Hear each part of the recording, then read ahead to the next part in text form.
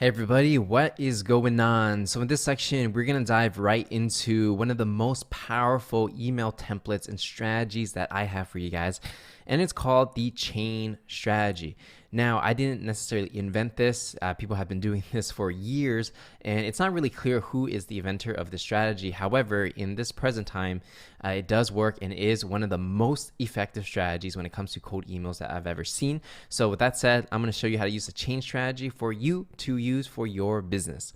Now, the chain strategy, again, is by far the most effective email strategy I've ever used. So if you were to pick one template out of all the templates that I'm going to give you in this course, I would actually try this one first and see if it's a good fit for you. Most likely it is going to be the one. However, if not, don't worry, we got other templates, but this is, again, one of the most effective templates, period, that I've ever seen ever. Specifically, it's going to show you how to get high response rates, and it's going to show you how to send emails at scale, meaning that not only are you going to get high response rate, people opening it, replying to you, and scheduling meetings, but you don't necessarily have to tailor it for every specific individual. You can send it at scale, and I'm going to show you how to do this. So again, when we're looking at the organizational map, right, we got a couple things going on here. Like I said before, you only want to reach out to the directors, the VPs, and the C-suite. Everyone under this red line, you do not want to message them. That includes manager and any type of individual contributors, okay? So you pick a company, and then these are the people that you are going to email. And how you want to look at it, if we were to focus on these three elements, is that the lower people, like directors or head of X, or like head of marketing, things like that, they have decision-making power, but typically it's going to be lower. And as you go up to VPs or even the C-suite, those guys are the ones that are actually running the company. So they're going to have a lot of decision-making power, right? So obviously, if you had a choice between getting a meeting with the CMO versus a director, you would want the CMO because they have more decision-making power. Not always will you be able to do that, but I just want to give you a heads up on this is kind of how the power trickles down from top bottom. And what's interesting is that people at the top, so like the C-suite and things like that, the founders, they typically will delegate the work to lower levels. So they'll push work onto the VP or the director. So let's say the chief marketing officer has an idea and they want to execute it, right? They're going to tell the VP, hey, I have this idea, you do it. And then the VP is going to be like, okay, cool. I got directors, so I'm going to push it down to the directors and I'll have the directors do it. So as you keep pushing it down, people at the lower level, they're the ones that are actually doing the work. And the people at the top are the ones that are strategizing and trying to decide what's going to be best for the company. So that's why you want to target high, because they're going to push all the work lower. And so, whoever that work gets put on, they're going to actually have to do the work. And when it comes to meetings, so let's say the C-suite wants to, he's thinking about implementing some kind of marketing software. Well, he doesn't have time to do it, or he or she doesn't have time. So they're going to push it down to the VP. VP is going to say, hey, this is not worth my time, although it's important. I'll have the director do it for me. So when it comes to meetings, sometimes like the CMO will tell the VP to take the meeting, and the VP will tell the director to take the meeting. And so the director is forced to take the meeting because his boss told him to do it. Now I'm going to give you an example, as you can see here, where let's say we're selling a marketing software to a Fortune 500 company, right? You're going to send 4 different emails. The first one's going to go to, let's say, chief marketing officer. The next one's going to go to, the person that works under this person, which is the vice president of marketing. And then you want to go under that person, which is the director of marketing, right? And then what I like to do is I like to send 4 emails. So I usually pick one more person, like, someone high level, but it's not related to the vertical I'm going for. So marketing, right? So it might be the CEO, CIO, vice president of technology. It really doesn't matter because it's more a referral thing, right? So when you email 4 different people at once, what's going to happen is that they're all going to talk to each other within the company, and they'll say, hey, did you see this guy Patrick emailing you about blah blah blah blah blah? And the vice president will be like, yeah, I saw that, and the director would be like, yeah, I saw that, blah blah blah. And what essentially happens is, if they find that what you have is worth checking out, right? They don't know whether or not it's a good fit to work with each other, but they are curious enough to want to take a 30-minute meeting with you. So the chief marketing officer will say, okay, you guys take care of this. Vice president will say, okay, I don't want to take care of this. So director, you take care of this. And so the director sometimes is forced to take the meeting. And that's good because that means you're creating internal pressure within the company to get a decision maker, which is the director, to take the meeting. Now, other cases, you may find that the vice president may find it interesting. They'll be like, okay, I'll go on the meeting. Or you might find that everybody's interested and all of them are going to get on the meeting. And that's pretty much how it goes. And the reason why I have that 4th email for the others, because sometimes, let's say the marketing team, doesn't really see the email and the CIO sees it, then he might forward your email to the marketing guy, which is like the CMO. He's specifically like, hey, this guy Patrick emailed me. I think he might want to talk to you. And then that's how you make that connection. So really, this chaining strategy, the reason why it's called chaining is because you're kind of chaining all these people within the company together, and you're creating this internal dialogue for them to talk about you within the company. And then eventually someone is going to raise their hand and take the meeting with you. So again, the way the internal pressure works is that the higher you go, they're going to push the work down. So it creates more and more pressure for typically the VPs and directors and head of X to actually take the meeting with you. And so by creating that internal pressure, then the director has a real incentive to take a meeting with you, because even if he may think that you may not be a good fit for his business, well, if his boss, which is the vice president, told him to do it, he's going to do it. And the reason why this works is because businesses are always looking for ways to improve. So if you can clearly show that you have some kind of potential, then people are going to want to take a meeting with you and evaluate whether or not that's true. So if you're saving them money, saving them time, helping them get more business and helping them make more money, these kind of things, then of course, like if it was very clear that you can double someone's money, they'll give you the money, right? But you just have to make sure that you're creating that internal dialogue and you're making it clear what your proposition is, and if it's good enough and it really fits what they're looking for, then they will take the meeting with you. So the potential results of the chaining strategy: you might meet with just the director, you might meet with the VP, maybe the C-suite, or maybe you'll get all of them on the same call. So typically this is what's going to happen. And as you can notice, there's no individual contributors, there's no managers on this list because they don't have the power. You got to go director and above. Now, the format of the chaining strategy, right? You're going to send 4 different emails to each prospect at a targeted company. You do not want to CC anybody or BCC anybody. Everybody gets their own individual email, and you're sending these emails all at the same time. Now, some people might think like, isn't it weird if you're emailing 4 people at a company? And the answer is no, because I've sent thousands of emails to all types of companies, from Fortune 500 to small mom and pop shops. And very rarely, I would say maybe less than 2% will actually say, hey, stop emailing me, or stop emailing me and my colleagues, right? Because if you really provide value, then it's okay to email these people, because you're not emailing 10 people, you're emailing 4, and it's only 4 important people. Now, I've tried the strategy where I emailed, let's say 7 or more people. Don't do that, because people will complain that you're emailing too many people. So keep it at 4, or sometimes it's less if you can't find the authority figures at the company, but I would like to stick to 4 and make sure, again, you don't CC anybody, you don't BCC anybody. Everybody gets their own email, and you're emailing them all at the same time. Now, how it goes is that there's going to be 4 different elements of a chain formula email. So there's the subject line, obviously, then the introduction, so how you're going to capture the prospect's attention. After your intro is your pitch, where you talk about how the prospect has some kind of latent pain, and you're going to turn it into a realized pain, and you're going to show them how you can solve their problems. Number 4 is a call to action. So obviously you want them to agree to a meeting with you, and that's pretty much as simple as it gets, right? Subject, intro, pitch, call to action, and that is the format that you're going to stick with the entire time when you are using the chaining strategy. Okay, so the subject line, here's some example subject lines. You can say appropriate person with a question mark. Can you help point me in the right direction? I'm a little lost. Where should I start? So the strategy here is that you just want to make it look like you're not selling anything.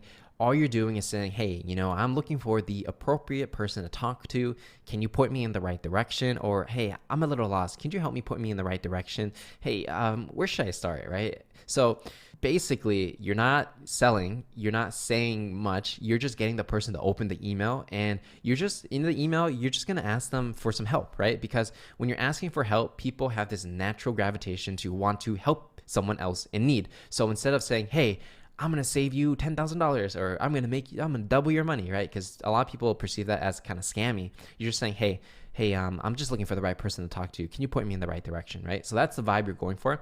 You could use any of these subject lines. They all do work. If you're just starting out, just start with the first one, with the appropriate person. It doesn't really matter if you do a capital A or lowercase p, or capital A and capital P. Just appropriate person, or appropriate person with question mark. A/B test it, see what works for you. But again, appropriate person works fine. But you could try the other ones just so you have some variation.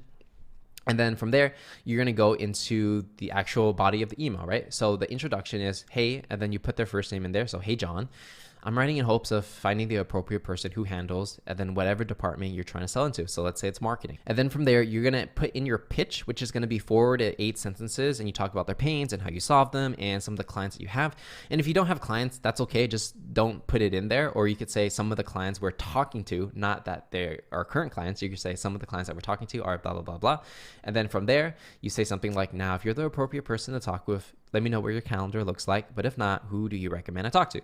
And then best, Patrick, right? So that's pretty much the format of the chaining strategy. You're basically going to keep using this template over and over, and you're going to replace the blue parts. So the name of the person, the vertical, whether it's marketing, finance, whatever. And then your pitch is going to be slightly different depending on every industry that you're going after, whether it's real estate, retail, whatever. And then the clients you include will also change depending on if you want to tailor that towards a specific vertical you're going for. So, for the most part, let's say you're going for solar energy companies, right? You can literally send the same exact email to 100 different solar energy companies, and all of them will feel like it's tailored for them because you're writing your pitch specifically for solar energy companies, right? So even though everyone's getting the same thing, they're going to be like, oh, this is for me because you're writing for that. So I would batch up your emails where you're by vertical. So if you're going for real estate, send everyone the same real estate pitch. If you're going for solar energy, send everybody solar energy. And it does work. Like, you do not have to tailor it for the specific individual. And with sales outbound software, you can replace the first name really easy if you have a database or an Excel sheet. So again, you can mass email everybody in the same industry with this strategy, right? And again, you just have to change the blue parts for when you're switching different industries. So for this example, I'm going to pretend I work at this company, Outreach.io, and I've actually used this software before.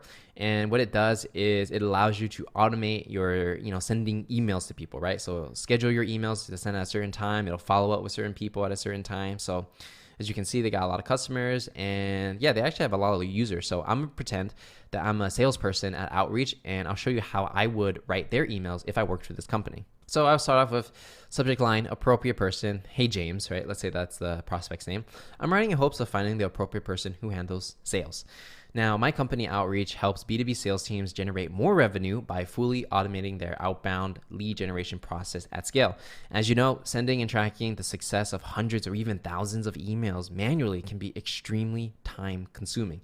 As you can see here, what I'm doing is I'm kind of showing them what I do in one sentence, and then I'm going into the pain. So the pain is a lot of companies and sales teams will have to track everything on an Excel sheet, which is, it works, but it's not efficient. And a lot of salespeople will end up spending a lot of time on administrative tasks versus actually sending the emails and selling, right? So that's the pain that I'm trying to solve.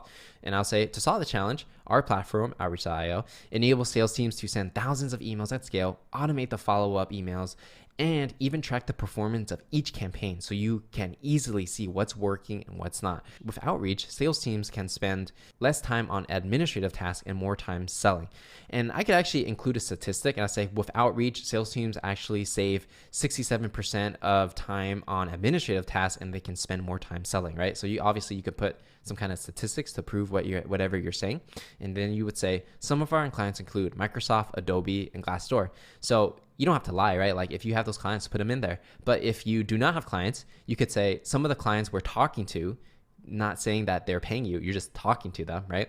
Include Microsoft, Adobe, and Glassdoor. So that's one trick around, if you have no clients, or you could just take out this part completely. But if you do want to add some credibility, you can say that. And then you would say, so if you're the appropriate person to talk with, let me know what your calendar looks like. But if not, who do you recommend I talk to? Best, Patrick. So I'm using best. You could use thanks. It doesn't really matter. I would use best or thanks and just keep it at that, because using a different one doesn't really change whether or not someone replies to you. So best or thanks. And as you can see here, it's an email that's well spaced. Every paragraph is 1 or 2 sentences. It captures someone's attention because you're saying, hey, I'm just looking for the right person who handles sales. Talk about the problem of the manual process of, lead generation, how I solve the problem, social proof of our clients, and then a call to action at the end. If you're the right person to talk to, let me know what your calendar looks like. But if not, who do you recommend I talk to, right?